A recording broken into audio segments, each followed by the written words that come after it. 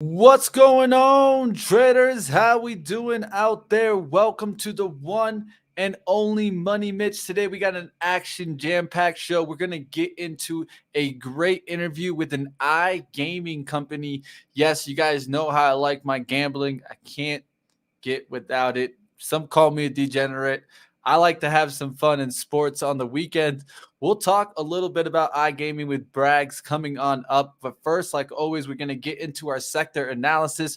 We're going to call the story stock the swing stock of the week in 2 days, over 10% move. Stay tuned right here on Money Mitch. It's time for Money Making Mitch.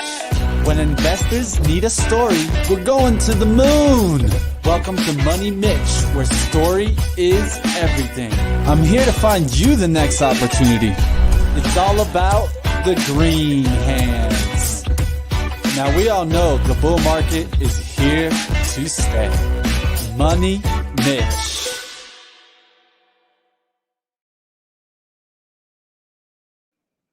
How we doing, traders out there? If you're joining on just for the first time, or maybe you're just here for Brags, stay tuned. We got a great show for you right here on Money Mitch, where story is everything. We're going to talk about stories, the fundamentals, the technicals. We're going to get into interviews, and of course, we'll get into the story stocks. First thing we do is take a look at the market, the overall sentiment, where we're at, and where we could be trading at. So last time, we kind of focused on this period. I wanted to kind of really kind of show this period between kind of September and all the way into really the 30th of October, where we were kind of in chop. And this was really on in 2020 last year. So I'm kind of wondering if we get into that kind of similar chop zone in this same kind of area. Now you can see that we really kind of started breaking down from the similar time period, and now we're kind of stuck in this chop. I was really wondering if we were going to turn around from 440 today, which is what I gave out on my Twitter. If you guys aren't following my Twitter, as you guys see right up there at Story Investors, that's what you want to be following, guys, because I gave out this exact point where I was thinking we were going to get a turnaround. What I'm thinking is we're going to get into kind of a chop area where we're between two zones, and we can't kind of break it for at least the time being. The question is, how long will this really last? No one really knows, but we're wondering, can we break out of this cycle between 440 and coming down towards this, say, let's 427, 428.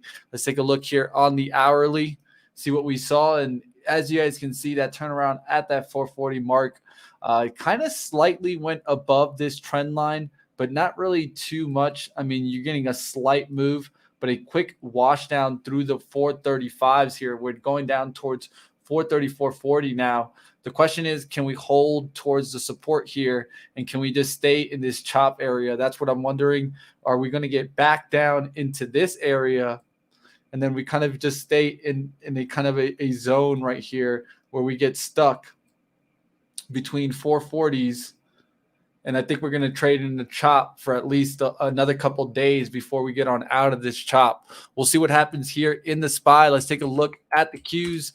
What's going on out there? Tiny, you out there? Is there anybody out there? Let me know what's going on. Hertz is in car. I can't blame you if you're in car. And if you are, I'm sure you're not looking too bad. The Qs did, though, turn around. Same kind of look. Similar look that I'm looking. Are we going to come back down closer towards 350s? I think that's the level that we're coming back towards right now. As you guys can see on the weekly, we got close to this line, but we didn't really touch it. If you can see these wicks, you can kind of follow them up, and you can see that we could come back down closer towards, let's say, even 349 before touching that line and then bouncing back up. That's what I'm going to be looking for. Sideways action. I feel we're going to be trading sideways for a little while here. So what I think we're going to do is trade sideways between, and I'm going to draw it out for us the same way I drew it out on the other one. I could see us trading between 362 and 363s and just trading sideways here for a little while, and then finally trying to either break out through that 370 or breaking down through the 350s. We'll see what happens. We're stuck in this choppy area. And of course, we want to see if the Qs can get through this kind of chop area and get back up here. All right, what's going on out there? The SHIB team in the house. What's going on out there? Super SPAC. A few of us sticking around. Only question I have is Bragg, are they profitable? You'll be able to talk to them, and then, hey, stick around. I don't mind asking that question. Let's go ahead and let's keep going. Let's get into some other ones. Let's take a look at the sectors that moved today. And really, I mean, for a while, technology and some of the consumer cyclicals were in the green, but we actually ended in the red in a lot of things. This is why you got to pay attention to the close so often. I mean, I see traders all the time where they pay attention to the open, how the market opens. They're looking at things, and they don't realize that the close is so much more important than that opening price. I know the opening price is important. Not saying it hasn't or doesn't have any importance, but definitely pay attention how things go towards the close and look how that makes the daily candles look. And that's why it's so important, because a lot of us look at the dailies, right? At least a lot of traders are going to. But one thing that is going to happen is, so the daily candle is really determined by that closing price. And so if we don't pay attention to it, we could have seen maybe some weakness into the intraday and then strength going into the close. That's what you want to kind of pay attention to. Yep, that is an old saying. They definitely do say that, Tiny. They say amateurs trade the open, pros trade the close. The reason why the pros are paying attention to that closing price while the opening traders are getting washed out through the opening price. It happens to the best of us, and there's a reason why. It's because the intraday volatility shakes them out, and they don't pay attention to those closing price. All right, BZ, I wonder if tokes and trade tokes.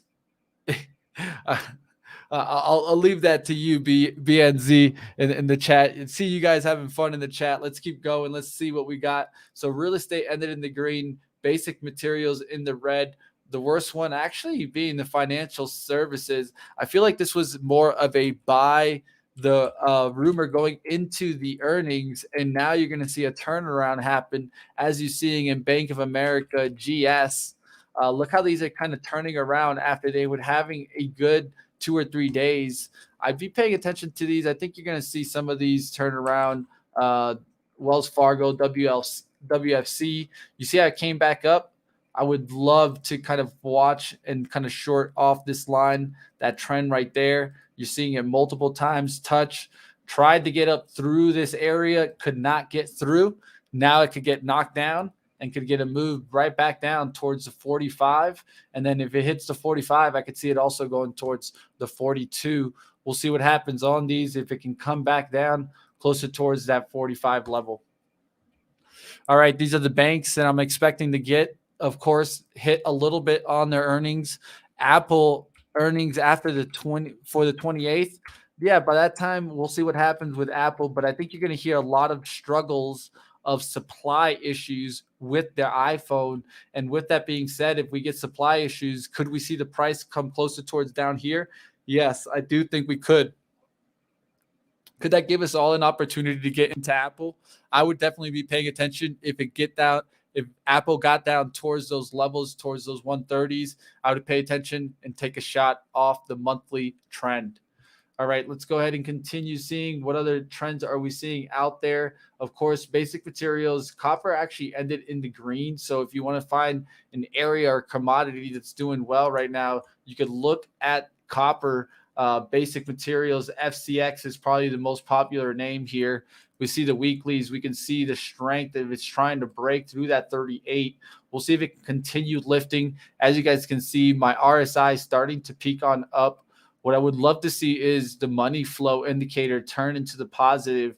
This is one of a new indicator that I'm going to bring a little bit to Money Mitch. I want to teach you guys a little bit more to focus on money flow, especially when you're having troubled times in the market. You want to see where the money flow is going, where the big traders are going, and the institutional traders are building up that accumulation and building up where they're coming down here. So we'll see. This one is definitely one that's starting to trending on the upside. I would like to see the ADX actually turn over and start pushing us through the 38. We'll see what happens. If we can get ripping on FCX, you could draw this trend line if you wanted. Also, I could see this pulling back a little bit closer towards the 50 tomorrow. Then we getting a rip. We'll see what happens on FCX. Like always, guys, we'd like to go through our sectors, to our industries, to our micro look. I want to really quickly go through a stock that I traded today and closed it down. I don't think we'll be able to get to this after our interview, so I want to talk about the home run hit here. At least I think it's a nice home run. We traded Bros on Friday. Well, really Thursday is when we got in. Thursday, when we got in here on the 7th, we got in on that pullback. We're looking to get in from 43, looking for a move up towards 50. I would take some profit through 48. That's exactly what happened today. We definitely got that lift through Bros. It actually came up through this level, was holding well on the 5-minute trend. That's when I was trying to let it go through 49.40s. And then it actually broke back down here. So I ended up putting out a stop near break even, eventually getting some orders to fill some shares here up near 49.50. Didn't get the 50, but hey, can't be mad about that one. Good move on the day. At the overall high there, it got towards 15%. I took about 12 to 13% on this name, Bros. Not a bad move for Dutch brothers. And I hope there's some bros out there. I hope you guys were able to make some money on this. And not a bad name there. Hertz. I hope you guys caught my Bros research that I did. Actually, went to the coffee place, compared it to the Starbucks. Boots on the ground. Looks like I wasn't the only boots on the ground looking at Bros throughout the weekend, and a good swing trade there. 2 days, over 10%. We'll take it. A lot of people say, why get out of this name that's looking so strong? Yeah, I could try to stick around, look for the 60, but I did this more of a swing trade, and I'm going to take the profits when I got it. All right, that's going to be my story stock trade of the weekend. I mean, you can't go wrong with that. Getting it on Thursday, selling it on Monday. I'll definitely take it every time. And if you guys want to stick around in the Bros trade, by all means, that's up to you now to determine what's your risk and return. But I gave you guys the complete plan, and we got to close the plan when the execution is there for us. The profits are there, and you guys know how I am. It's not just about having, diamond hands or paper hand. It's about having those green hands because they pay the bills. All right, so up next, guys, we're going to get into our interview. When we return, we'll get into it with Braggs. You guys know how I like my gambling a little bit. So up next, we got an interview with Richard Carter, CEO of Bragg Gaming Group, and we're going to find out a lot about this company. I got some great questions like always, and you guys stick around. If you guys got a question, throw it up in the chat. I'll definitely see to it. I'll definitely see to get to it at the end here. All right, let's go ahead and let's get into it. When we return, we'll be right into that interview.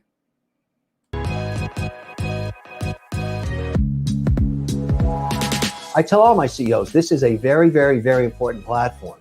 And look, all the other platforms are important too, but you're up there now. You're way up there.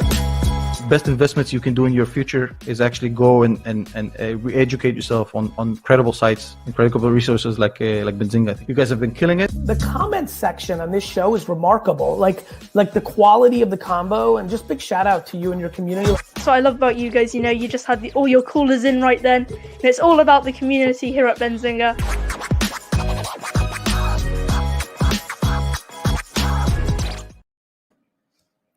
All right, let's go ahead. Let's bring on Richard. How we doing, Rich? Great to be here. Nice to meet you. Welcome to the show. This is Money Mitch, where we talk about the story, and we wanted to really unveil the story that is Bragg. So none other better than bring on Richard himself. So let's go ahead. Let's jump right to it.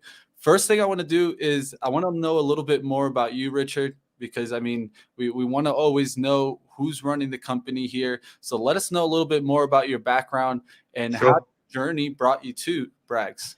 Okay, so a little bit about me. I spent for my sins 20 years doing investment banking, London, New York, focused on the gaming sector, and in the last 10 years on the online gaming sector in Europe, did most of the major transactions. Then left there, joined a company called SBTech, which was a very small European-focused sports betting company, grew that from 200 people to over 1,000, and did a three-way merger with DraftKings, and retired from that last year. And then a few friends, got to know Bragg, joined as chairman, and then became the CEO recently in May. Definitely seems like you had hand in hand already in kind of the industry. And so you're kind of just expanding on that. That's what led you really to Bragg's. Now, let us know a little bit more about actually what Bragg's really does here. So what really drives the revenue? And so we can understand where, of course, like everyone likes to know where the money comes. Yeah. So basically, Bragg is effectively positioned in the casino iGaming market, which is roughly about a $22 billion total addressable market today. We focus on sort of 3 or 4 key areas. So we have an RGS, so we take third-party content and we deliver that to the likes of all the major online casino companies around the world. We also have a platform, a PAM. So we also supply that to companies all around the world, predominantly in Europe. We have an aggregation business, so we take third-party casino content and we port that into companies predominantly in Europe, but obviously increasingly we're looking to target the North American market. And then we have this really innovative player engagement platform, which effectively helps operators monetize and generate more money from customers. So that are sort of 4 main areas that we focus on, and we make money by charging a rev share on the casino content. And so every sort of dollar that goes through an online casino, we're taking a small percentage of that. Excellent. So in the investor presentation, it states this, and I've heard this being mentioned with your company before, that you guys do a turnkey solution for casinos, sports books, and lottery operators. Can you explain me what this looks like? And so let's say you decided you wanted to branch out and have your own online casino, online sports betting website. We can provide you with the raw backbones, the infrastructure, the player account system, and then we also can supply you with all the different casino games that you need to have to be able to monetize and operate that system. So that's what we're talking about when we talk about a full turnkey solution. We can provide the entire full 360-degree view, or we can give you portions of that. You can decide what you want to take. Excellent. So, of course, we've been seeing the growth of all 3 of these kind of areas moving into United States. But can you give us a rundown of your growth drivers and which ones do you expect to be the most significant areas of opportunity? Is your growth, based more on new content, new markets, margin growth? How are you looking at this? Well, the great thing about Bragg, and one of the reasons why I joined it, is we have a lot of growth drivers. So predominantly, Bragg has been historically focused in sort of Central Europe, and we've been focused on a TAM of about 2.8 billion. As we move forward and as we go into 2022, we expect that PAM to move from the $2.8 billion up to at least $18 to $20 billion. And that's going to be driven around a few areas. So firstly, we're currently in the process of applying for a UK license. The UK is the biggest online casino market in the world. It's currently worth 7 billion. We have a lot of relationships with operators that are in the UK. So we're expecting, and we've guided to getting that license at the end or in the middle to end of Q4. So expect that market to come on strong as we go into 2022. We're obviously, and we'll probably talk about this, we've acquired a couple of businesses in the US. That's currently worth about a $5 billion market. So we expect again to leverage and go into those markets as we go into 2022. We've just recently gone into the Dutch market, which is about an $800 to $900 million market, which presents us with a fantastic opportunity. We've got 3 clients there, and we're looking to obviously take our casino content there. So we've got a huge opportunity just simply by growing into new markets. Then the other sort of key drivers are we're pivoting away from taking third-party casino content where we only generate a very small margin to actually creating our own content, which has roughly about a 95% gross profit margin. So those are the 2 key drivers. And then obviously we'll look to expand and grow our footprint with more clients, and obviously also look to expand in other product verticals. So they're the real key drivers of our business and why we're so confident about growth. Yeah, you recently just closed a Wild Streak acquisition, and then of course you acquired Spin Games in May 2021. Can you explain me how these assets are really going to help push that growth driver for the company? Absolutely. So, as I'm sure you're aware, and I'm sure all your listeners are aware, that obviously the US is going through this big wave of regulation. It's predominantly started with sports betting, which I think there's sort of roughly about 25 states now that have regulated sports betting, around that number. While when we look at online casino, it's only a small number of states, but actually the size of those markets are very, very significant. So we wanted to target the North American market, in particular the US market. So the quickest way into that market was acquiring a business that has already established a footprint. So we have acquired a business called Spin Games, which effectively gives us the distribution into the North American market. So that's number one. Then number two, we acquired a business called Wild Streak. Now, Wild Streak is an incredibly exciting business. It's a premium US-based, out of Nevada content business. And that gives us then the vertical of creating and scaling up our own content. And obviously that brings with it significant enhancement to our EBITDA margin as we go forward, a big increase in cash flow, being able to capture a greater share of the online gaming value chain. So it obviously strategically is a very important asset and acquisition for us. It also allows us to pivot and take that content outside of the US market and to sell it globally through the global distribution that we have had existing with Oryx. So, this is a 1 + 1 is 5 or 6 as far as we're seeing it at the moment. So very excited about those two acquisitions. When we talk about competitors, in kind of this area, one thing that I've noticed and what I have to say, it's definitely stood out to me on the presentation was the fact that it said that guys have lost 0 customers in the last 5 years. So definitely the customer retention there out of this world. So when you pitch to someone why you guys would want to partner and choose you guys, Bragg, over a competitor, why would they want to choose you guys? Well, there's a couple of reasons. I think because of the quality of our technology, the scalability, the robustness of it. But I think when it comes down to it, we have excellent content that all the companies out there in the market want to have. Again, the reason for doing the Wild Streak deal was to just create more of a moat around the Bragg business, and give more reasons for the customers out there to want to come and interact with Bragg. So that's one of the key things that the business has done very successfully, and it's something that we're obviously looking to continue going forward. So if you can provide high quality content, consistent content that really resonates with customers, then they're not going to leave you and they're going to continue to be with you, and it's going to enable you to obviously sign up more and more customers. So that's one of the key strengths of the business, and that's something that we're really focusing on and really investing in. Now, one thing is, now that you have these acquisitions, of course, you guys have been focusing on doing more in-house content. How does this really kind of translate into further growth for the company? Okay, so we're just starting the journey on in-house content. So in 2021, we'll have started with 5 in-house games.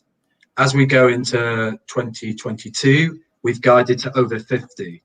So we're increasing our in-house content capabilities by 10x as we go into 2022, and you'd expect further growth into 2023. Now, the value of obviously creating in-house content is that you can capture, I talk about this value chain, so effectively we're in control. So we're taking our content, we're giving it to the operator, we're charging a fee for that, and we're retaining all of that fee. So the gross profit margin on that content is significantly higher than what the existing businesses had historically. So it's around the 95% region.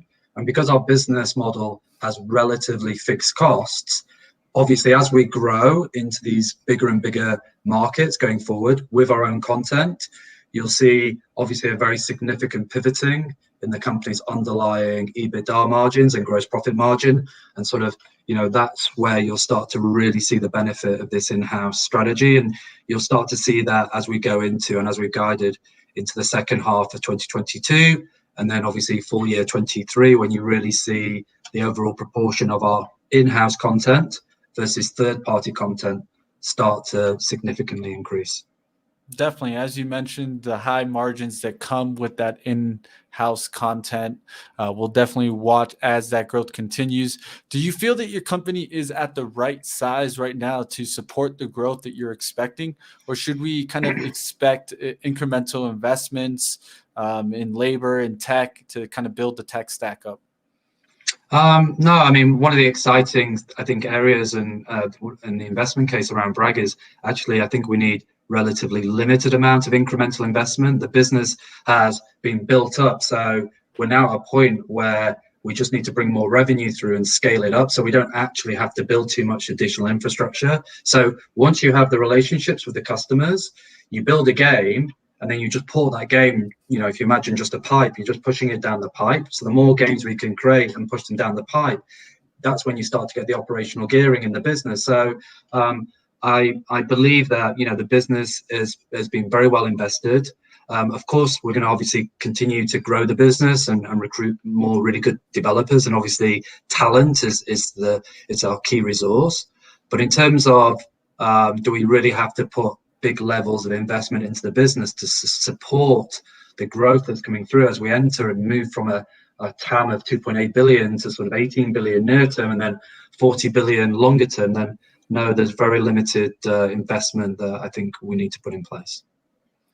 Something we're going to watch for is, of course, you guys kind of are mainly focused in Europe right now and kind of growing into new markets. How will you continue to expand to new markets? Is there any opportunity for M&A? Is that kind of the approach here? Or is it just kind of also going to be through organic, you guys creating it? I think that the key strategy is we've done these 2 acquisitions. So we've now got the building blocks strategically in place. So we've got the content with Wild Street. We own that content. We're going to scale that business up. We've got the Spin acquisition, which gives us the distribution into North America. We've got the existing Bragg business based in Europe and global. So it's just a case of scaling that up. I'll never say never on acquisitions, and if the right acquisition comes along, we'll definitely look at it. But I think given that we've just done 2 extremely positive acquisitions, it's going to be very, very difficult to sort of, for whatever comes along, it's going to have to be as good as what we've already done. So that's going to be quite difficult. And I think our focus is we've got such a significant runway of organic growth ahead of us. That's what the team and that's what we're focused on is, keep your eye on the prize, which is going into the UK market, going into the US market. We've got a great position in the Dutch market, continue to execute, looking then at Scandinavia, Italy. So we've got a lot of low-hanging fruit that we can go after with relatively limited incremental investment. And that's what, we're going to be focused on near term and just executing and delivering on that strategic plan. All right, guys. Well, we've been with Richard Carter here from the CEO of Bragg. I want to say this is kind of more getting into the personal area that I love hearing. As your data has grown, is there anything you'd like to share with us on any major differences between, let's say, user behavior in US versus Europe? I know that I focus on different things, but let's say types of games played, bet size, frequency. I know for one thing here in the United States, we've been really focused about bonuses. I'm sure that's something that you guys hear often about, how platforms kind of approach the customer acquisition side of things and giving out money. But let us know, have you guys seen anything in the data? Look, I mean, I've obviously been looking at this industry for a long time, specifically, US versus the rest of the world. And there are quite a lot of nuances between markets. I think when you look at the US, I think the volatility of the games are a lot lower. The bet sizes are a lot bigger. the RTP in the games seems to be lower in the US. It's more sort of, there's a lot more land-based type sort of RTPs in the games. Europe has sort of predominantly come from, it's land-based sort of came after. It's been more sort of very innovative game creation, where the US is coming sort of partly from a land-based element. So it'll be interesting to see how they cross over, but definitely bet sizes are definitely bigger in the US, and I think we're just at the very beginning of the journey. So I think things are definitely going to evolve in the US market. Bonuses are bonuses; it's the same everywhere. So that's just part of the evolution of a market when it sort of starts and it's in its sort of infancy. Everyone's fighting for market share, and it's obviously partly driven by regulators. So yeah, I mean, you're starting to, I think the bonusing in New Jersey is beginning to sort of calm down a little bit, because at the end of the day, once you get through the first couple of years, a lot of these companies have shareholders, and you have to start making some money at some stage. So you start to see sort of the bonusing selling down. But I'd say, yeah, there are definitely some differences as well, just in terms of the actual game. So in Europe, they're a bit more animated and a bit more 3D-ish, where in the US, and obviously here we're like talking to our head of content, if you're in the UK, you have to have a leprechaun on your games and things like that. Where in the US, it's a little bit different. They prefer more animals and things like that. So there are these nuances, but I always remember talking to one of the best content developers, and they always said that a really good game, it doesn't matter where it is, resonates, wherever around the world. So, and that's what we're focused on here at Bragg. We're trying to create really consistent, good quality games that resonate, across markets. Definitely. That's one thing that we'll keep watching. And you're right about that. I mean, when there's a game that's usually good in the United States, especially how we see, e-gaming nowadays, it's all over the world, right? It's exactly. And so when it hits, it hits. Exactly. We'll keep watching the growth. One thing that I'm sure you're watching, Richard, is kind of how we keep getting state by state to keep going legal and kind of pushing the limits of that. I'm sure that's on your radar. Absolutely, yeah. How you feeling the speed of that going along? Do you feel that we are accelerating? Well, obviously now that I've moved from the sports betting, which obviously was accelerating a lot, I'm now into the iGaming side. It's obviously a little bit glacial. Obviously, I would like it to go a lot quicker for the Bragg shareholders, but I think I think you've seen the M&A that's going on in the space, so you're sort of seeing what DraftKings are doing. They're buying casino operators. If you were to get your viewers to look around and actually go through the detail, which sadly, this is what I do, and you read the statements, a lot of the operators in the US are really focused on casino. They're really focused because this is the way to actually monetize and make money. So you're starting to see a lot more focus on casino now. You're starting to see the acquisitions. And I think what you'll start to see is these big companies start to put more money into lobbying to get sports betting in all the states where they have, to get casino in all the states where they have sports betting today. If you look at Europe, actually, it was sort of a similar trend. So you got sports betting was always the first thing that was regulated. And then after a period of time, you get online casino coming. So as of today, we've sort of got Michigan, Pennsylvania, and we've got New Jersey, those three states. They're probably on a run rate of about $5 billion of GGR, so good market size. You've got then Ontario coming on stream, which is going to be quite a significant market. And I think what you'll find now over the next couple of years, I think we'll get one or two more states regulating online casino.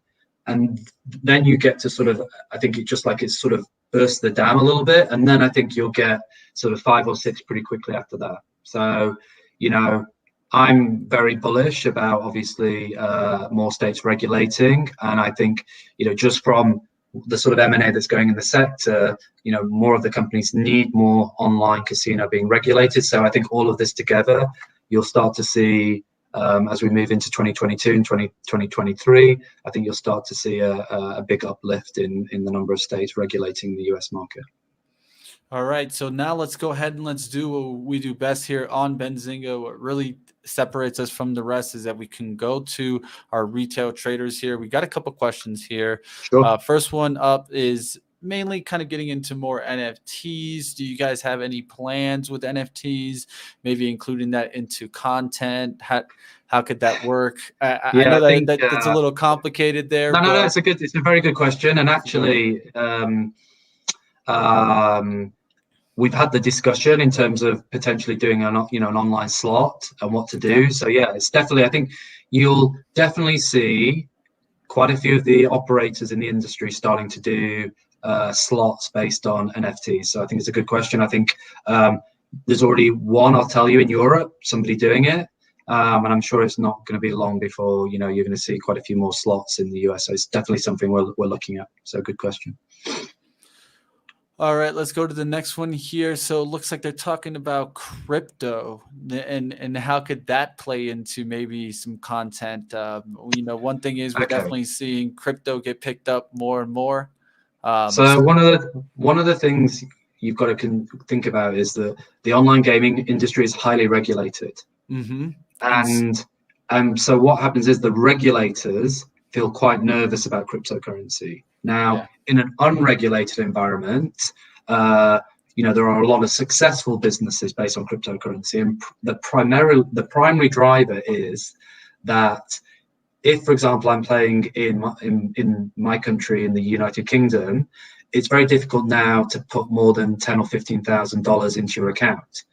If you've got a Bitcoin account, you can put 100,000. So it's one of the problems is that it's getting around some of the KYC and all type of areas. So from a regulated market perspective, I think a lot of operators are still very nervous to go near particular cryptocurrencies just because of that reason. But I think as they get more and more embraced, and as the regulators get more and more confident about them, then I think from a regulated market, and remember that Bragg is focused on regulated markets, then it will definitely be something that I think will obviously, will be part of the sort of payment options that people would have. But at the moment, it's not really got very much traction in the regulated world because of the regulators. All right, last one that I got for you is one that's kind of going into revenue growth, asking about 2021 versus 2020, and really what they're asking more along is of course a Germany focused question, and is this really kind of impacting kind of the margins and the revenue growth that we're seeing right now? Yes. I've been quite explicit about the German impact. Effectively, the business before I took over was 70% focused on Germany. Obviously, since then in July, some very negative regulation came in. The great thing is that we despite the regulation being a lot worse than we expected, we still held guidance, which obviously implies the rest of the business was obviously growing very, very quickly. We also guided to revenue growth next year. I think 54 to 56 million, and we guided this year sort of 49 million, and that's including a significant headwind, which is roughly about 18 million euros in our numbers next year. So implying very, very significant growth in the underlying business. I think as we go through Germany, as we get into the second half of next year, the actual underlying growth rate in our business is probably roughly about 70 to 80%. That's very exciting for me, and obviously, it's obviously Germany's backwards looking, and I do believe that actually, despite obviously the negative impact that has been caused by Germany, I'm actually getting more excited about the opportunity in Germany because I do believe that the market will start to issue licenses, and once these licenses are issued, then I think you'll start to see the market get back into some sort of semblance of growth. And at the same time, I think you'll start to see the offshore black market start to narrow and move onshore. And then, that would be really exciting for us because we're obviously, as I laid out in our last update, we guided to very steady state and no growth in Germany going forward. Hey, now one thing is always being transparent. And I appreciate you being transparent about that, Richard, letting us know really that you're really pivoting out of that and looking towards other growth drivers for the company. We appreciate that. Thank you for joining me today here on Money Mitch, an interview with Richard Carter, the CEO here of Bragg Gaming Group. The ticker is on the Nasdaq, BRAG. Appreciate you joining me, and we'll have you back, Richard. It's a great pleasure. Thank you very much. Thank you. All right, guys, there you guys have it, an exclusive interview right here on Money Mitch. I hope that you guys enjoyed that. As you guys know that I'm big on the gambling industry, whether it be gaming or sports betting. You guys know how I love my Rush Street Interactive. This is the company that actually used to work with them. I know that Rush Street has been building off of that, and I'm sure they're going to also continue building off of that. And this is exactly what we're talking about, right?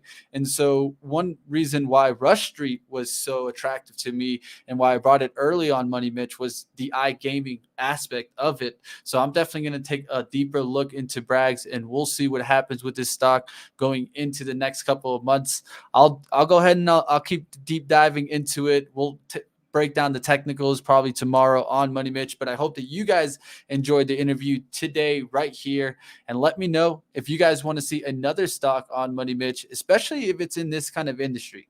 You guys know how I like my story stocks. If you guys got one you want to bring right here on Money Mitch, put it in the comments below, and we'll see you next time. And like always, guys, keep working out there, keep working on that story. Remember, story is everything. Work on to find that story, the fundamentals and the technicals, and we can definitely continue growing. We'll see you next time on Money Mitch. Until then, guys, check out the conference this Friday, Cannabis Conference. You guys don't want to miss it. If you guys want to learn a little bit, just a little bit.